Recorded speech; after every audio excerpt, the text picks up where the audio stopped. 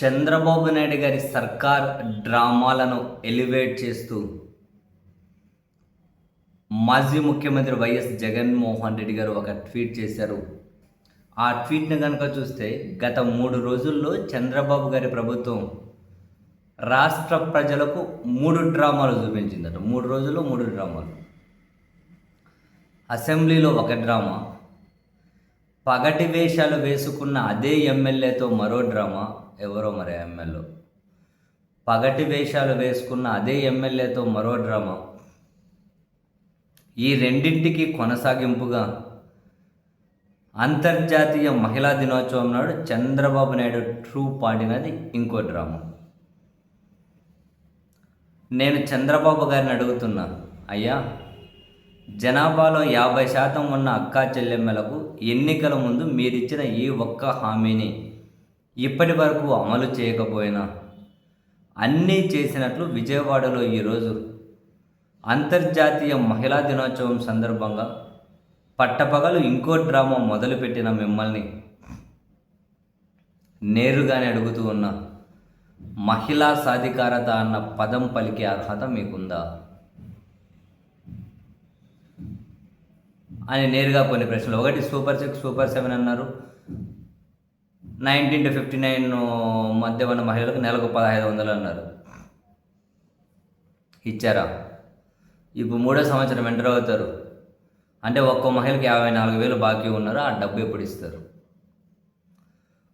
మరో హామీ 50 ఏళ్ళకే పింఛన్ అన్నారు. ఎస్సీ, ఎస్టీ, బీసీ, మైనారిటీ అక్కా చెల్లెమ్మలకు నెలకు 4,000 చొప్పున, సంవత్సరానికి 48,000 ఇవ్వాలి. 3 ఏళ్లలో ఒక్కొరికి 1.44 లక్షలు బాకీ పడ్డారు. ఆ డబ్బులు ఎప్పుడు ఇస్తారు? బడికి వెళ్ళే ప్రతి పిల్లవాడికి ఏడాదికి 15,000 చొప్పున ఎంతమంది పిల్లలు ఉంటే అంతమందికి తల్లికి వందనం అన్నారు. మొదటి సంవత్సరం ఎగనామం పెట్టారు. అండ్ రాష్ట్రంలో UDISE, unified district information system for education ప్రకారం 23-24 నాటికి బడికి పోయే పిల్లలు 87,41,885 మంది ఉంటే రెండో ఏడాది 20 లక్షల మందికి ఎగరగొట్టారు. చివరికి 67.27 లక్షల మందికి మాత్రమే, అది కూడా కొందరికి 8,000, 9,000, 10,000, మరికొంతమందికి 13,000 ఇచ్చారు. మరి వీళ్ళందరికీ పూర్తి స్థాయి డబ్బులు ఎప్పుడు ఇస్తారు? ఎగ్గొట్టిన డబ్బులు ఎప్పుడు ఇస్తారు? సూపర్ 6లో ఉచిత గ్యాస్ చిన్న హామీ, అది కూడా అమలు చేయలేక మోసాలు. రాష్ట్రంలో యాక్టివ్గా ఉన్న గ్యాస్ కనెక్షన్లు 1.59 కోట్లు. వీళ్ళకేటా ఏటా 3 సిలిండర్లు ఉచితంగా ఇస్తామన్నారు. సిలిండర్ ధర 855 చొప్పున 3 సిలిండర్లకు ఏడాదికి 3,990 కోట్లు కేటాయించాలి.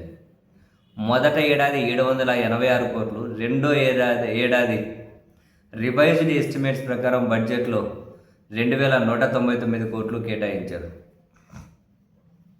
26-27లో ఈ పథకానికి పెట్టింది 2,600 కోట్లు. అంటే మొత్తం 6,143 కోట్లు బాకీ పడ్డారు. ఆ డబ్బులు ఎప్పుడు ఇస్తారు?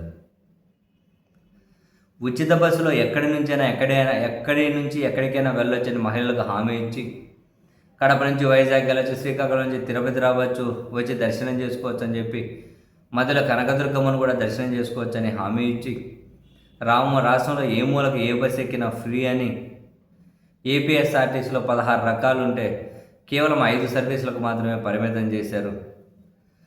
సో ఈ పథకం అమలు చేయాలంటే 3,200 కోట్లు ఖర్చు చేయాలి. మొదటి ఏడాది ఈ స్కీమ్ ఎగ్గొట్టేశారు. రెండో ఏడాది 6 నెలల తర్వాత ఆగస్టులో మొదలెట్టారు. చేసిన ఖర్చు 1,040 కోట్లు. ఈ స్కీమ్ కోసం ఈ బడ్జెట్లో కేటాయించింది 1,420 కోట్లు. అంటే 3 ఏళ్లలో 9,600 కోట్లకు గాను 2,460 కోట్లు కేటాయించారు. మిగిలిన 7,140 కోట్లు బాకీ పడ్డారు. ఆ డబ్బులు ఎప్పుడు ఇస్తారు? సో సూపర్ 6లో మహిళలకు వచ్చిన ప్రతి హామీని ఈ విధంగా ఎగ్గొట్టుకుంటూ పోతున్నారు. మీరు మహిళల భవిష్యత్తు ఎంత దారుణంగా దెబ్బతీశారో అర్థమవుతూ ఉందా? ఇవే కాదు, అక్కా చెల్లెమ్మల పేరిట వాళ్ళకు మంచి చేస్తూ ఏకంగా మేము 31 లక్షల ఇళ్ల పట్టాలు ఇచ్చాం, 21 లక్షల ఇల్లు మంజూరు చేయించాం, 10 లక్షల పైచిలుకు ఇళ్లను పూర్తి చేశాం. చంద్రబాబు నాయుడు అక్కా చెల్లెమ్మలకు ఇచ్చే ఇంటి స్థలాలకు సంబంధించి చేసిన ప్రామిస్ ఏంటి? పట్టణాల్లో 2 సెంట్లు, గ్రామాల్లో 3 సెంట్లు ఇస్తామని మేనిఫెస్టోలో చెప్పారు కదా. 3 బడ్జెట్లు అయిపోయాయి.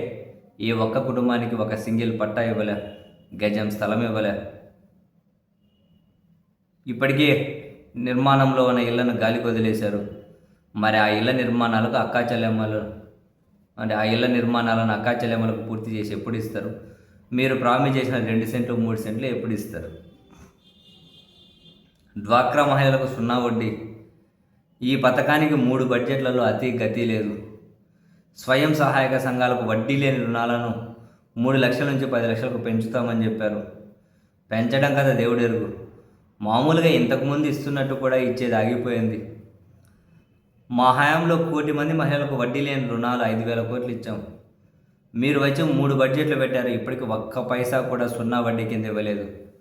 ఆ డబ్బులు ఎప్పుడు ఇస్తారు?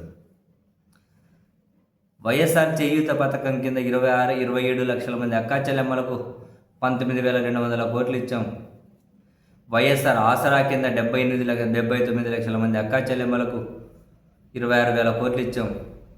వైఎస్ఆర్ కాపునేస్తం ద్వారా 3,59,000 మంది అక్కాచెల్లెమ్మలకు 2,029 కోట్లు ఇచ్చాం. వైఎస్ఆర్ ఈబీసీ నేస్తం ద్వారా 4,96,000 మంది అక్కాచెల్లెమ్మలకు 1,876 కోట్లు ఇచ్చాం. నిజంగా స్త్రీ శక్తి ఎక్కడైనా లభించింది అంటే, వారి సాధికారత ఎక్కడైనా జరిగింది అంటే అది వైసీపీ ప్రభుత్వంలో అని గర్వంగా చెప్పగలుగుతాం. ఈ పథకాలన్నీ మీరు అధికారంలోకి వచ్చాక రద్దు చేశారు కదా. మరి మీకు మహిళా సాధికారత గురించి మాట్లాడే అర్హత ఉందా? ఏ ఒక్క మహిళకైనా మీరు న్యాయం చేశారా? ఇలా ఏమీ ఇవ్వకపోయినా మీకున్న విజన్లో భాగమే ఇలా ఏమీ ఇవ్వకపోవడం కూడా మీకున్న విజన్లో భాగమే అని నమ్మించగల ఎల్లో మీడియా మీ చేతిలో ఉంది కాబట్టి ఇది గొప్ప ఎంపవర్మెంట్ అని పత్రికలు రాయించడం, టీవీల్లో వేయించడం, ఇదొకటే మిగిలింది. అక్కాచెల్లెమ్మల కాపురాల్లో చిచ్చు పెట్టే విధంగా వీధికో బెల్ట్ షాప్, ఊరికో మద్యం షాప్. మీకు తెలిసిన మహిళా సాధికారత అదే మీకు తెలిసిన మహిళా భద్రత. దిశ పోలీస్ స్టేషన్ ధ్వంసం చేశారు. దిశ యాప్ నిర్వీర్యం చేశారు. చివరికి రాష్ట్రాన్ని మీ ఎమ్మెల్యేలు, మీ మంత్రులు, మీ టీటీడీ చైర్మన్ ఇలా ప్రతి ఒక్కరూ అత్యాచార ఆంధ్రప్రదేశ్ను నిర్మించారు. పసిపిల్లల్ని, ఆడపిల్లల్ని, చివరికి ఉద్యోగాలు చేసుకుంటున్న మహిళలను కూడా మీకు మద్దతు ఇస్తున్న వాళ్ళు పెంచి పోషిస్తున్న కామందులంతా ఎలా చిదిమేస్తున్నారో చూసి మీకు సిగ్గనిపించడం లేదా? మా 5 ఏళ్ల పాలనలో దాదాపు 90% అక్కాచెల్లెమ్మల పేరిట డీబీటీ పథకాలే. మేమిచ్చిన ఇళ్ల స్థలాలన్నీ అక్కాచెల్లెమ్మల పేరు మీదే. దేశ చరిత్రలో తొలిసారిగా మేమిచ్చిన వేల కొద్ది నామినేటెడ్ పదవుల్లో 50% వాటా నేరుగా అక్కాచెల్లెమ్మలకే.